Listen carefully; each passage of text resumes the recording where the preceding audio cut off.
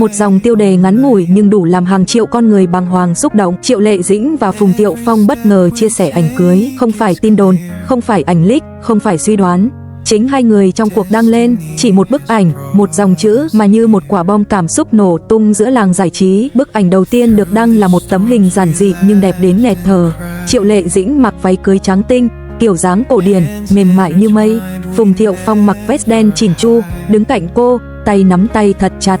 Không có đạo cụ cầu kỳ, không có studio hoành tráng, không có ánh sáng, điện ảnh, chỉ là hai người đứng cạnh nhau, nhìn nhau bằng ánh mắt mà bất cứ ai chỉ cần nhìn vào cũng hiểu đây là tình yêu thật. Cư dân mạng lập tức thống nhất gọi đây là ảnh cưới đẹp nhất năm 2025, bởi vì nó không chỉ là ảnh, nó là câu trả lời cho hàng nghìn câu hỏi trong nhiều năm qua. Họ còn yêu nhau không? Họ còn giữ gì cho nhau sau ly hôn? Liệu có một ngày tái hợp? Và hôm nay, tất cả như được giải đáp, không bằng lời nói mà bằng một khoảnh khắc tình yêu quay lại như chưa từng rời xa. Tấm ảnh cưới thứ hai được chia sẻ thậm chí còn khiến cư dân mạng xúc động hơn.